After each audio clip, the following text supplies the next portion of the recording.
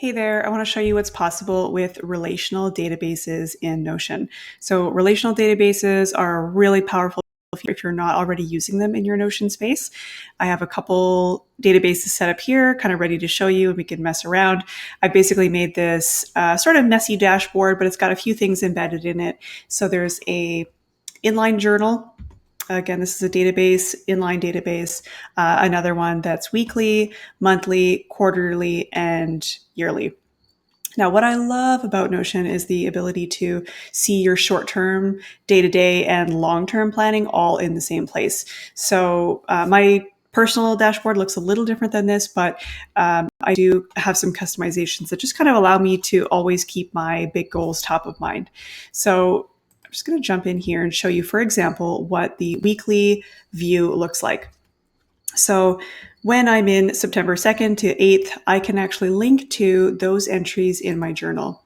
And let's say I need to add a new entry. I can add it right from here if I want to.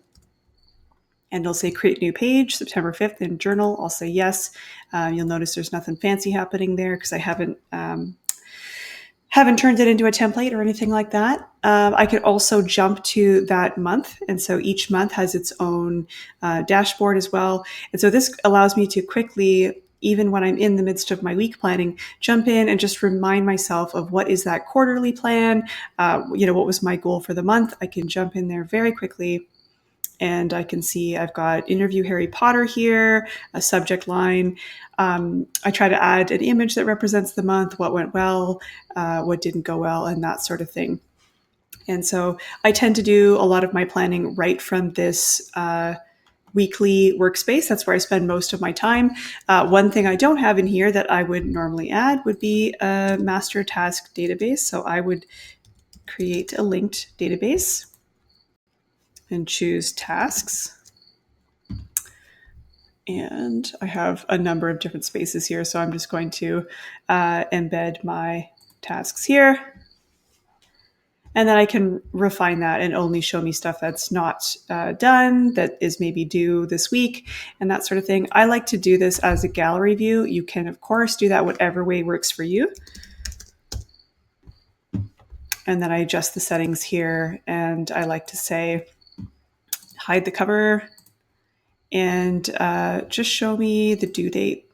And sometimes I'll say, show me the project as well, which can be helpful for kind of jumping in pretty quickly. So another thing too, when I'm doing my weekly planning, is any sort of quick of the moment thoughts, like as I'm sorting through my email inbox and just like a really rapid thought comes through, or maybe in a meeting and I'm like, oh yeah, remember to call Kathy, something like that. I can put that there. I can add reminders to that.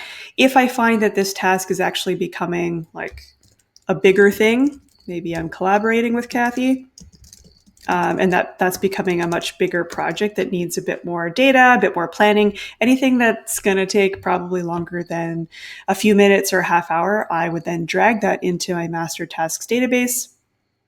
And then that becomes an item that has all these different properties. And again, I have a couple templates already kind of ready to go. But then this allows me to assign things to myself, add a due date. I can associate it with other projects. I can associate it with other tasks. All of these are relational databases. So the journal, for example, I can say, let's choose August 28th. Can add that. Great. So I know that's when that task is. That's an event connected to that journal. And just to give you an example of what that looks like, I can choose relation, select your database, and I can say, there we go, departments, fire service. And there you go. It allows me to choose one of those. Obviously, I'm not going to keep that because that's actually Ben's data, not my data, but just to show you kind of how relational databases work, and you can refine some of these as well. This is just placeholder data, so just kind of showing you what's possible. And so if I go back to the weekly database here, this is my September, and I have a template set up for this. So let's say I've got a new week coming up. I click on new weekly template. If I want to edit that template before I make a new week, I can go into edit. And you can see it's kind of squished here. I like to open it as a page just to see everything. And this is sort of my standardized template. You can see the master tasks are here, journal reflection. And you can see it's like messy. I've moved stuff around, right? Like there's a focused task here. I don't know, delete that. Don't know why that's there. This will automatically surface anything from the visual journal that's in the last week. And this is where I spend the majority of my time in this weekly view. And again, I can quickly jump to the month, to the year. I won't do this because I'm in a template right now, but I'll jump back to weekly and again, show you what it looks like to add a new weekly template. Blam, all that information's in there, and I can update the week.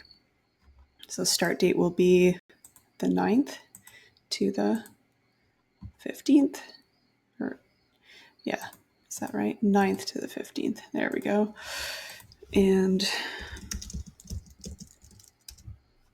there we go. I can add an icon, which again, you can also do as part of the template. And you could just see this format's pretty consistent month to month. And I just update the title here. And then weekly, you can see there's the next week is already in there. You can jump back to the dashboard. And you can see there's that September 5th that I added when I was in the weekly view. So I can open that up, click journal, and then there we go. I've got today's priorities, image, different journal properties. Normally I have a little bit more data in there. I don't have it in this one here, but you can sort of see I'm linking out to events, interview Harry Potter.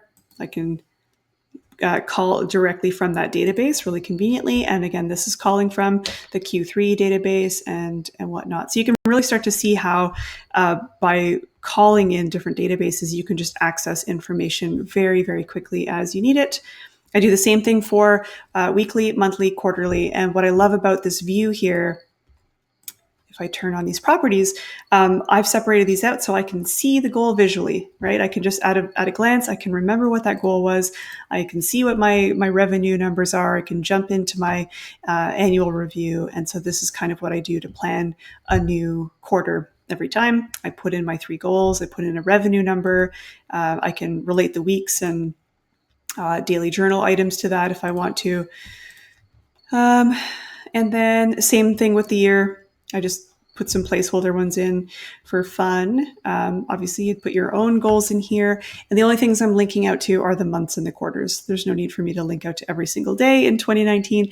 But you can really choose, which of these properties do you want to call in using those relational databases. Again, you can embed random pages in your dashboard. There's nothing in these at the moment. This is just kind of a messy dashboard just to show you what's possible in terms of moving data around, linking to it. I can click and drag master tasks over into a different workspace if I want to. I can turn this into its own page, turn into page. If I do that, then that becomes a page. I can jump in, see the data there. And I can change my mind about that if I actually don't want it to be a page instead, and I can turn that into inline. There you go. So it's kind of hard to make mistakes, if you decide, actually, I want this to be a bulleted list instead of a list of pages. That's a few clicks away. It's just Command Option 5 is bullets. Command Option 4 turns it into to-dos. 3 turns it into headers, and so on. You'll get a feel for the shortcuts. I really recommend trying them out and getting a feel for it. Command Option 9 turns it into pages. So it's very, very easy and fast to kind of manipulate data, move it, change your mind. That doesn't work as a database. Maybe I change my mind and I want to make that a new task here. Like, it's just very easy to move. So I would just encourage you to have some fun, play with it. If there's a different way of viewing this that, is more fun for you to see that information, please, have at her, go have some fun with it. But I personally, I like that this gallery view allows me to see those goals at a glance. And so if you do want to create a new template, you're more than welcome to create a template with, whatever makes sense in terms of your own monthly review. These are some of the things I've pulled. I think a lot of this review comes from Tiago Forte, but I've adapted it to my own Notion setup instead of Evernote, for example. So again, I'm always switching things up and tracking things differently and playing around. But I just really love how this allows me to see my goals at a glance very, very quickly and just really know what's on my plate. And so that is the power of relational databases.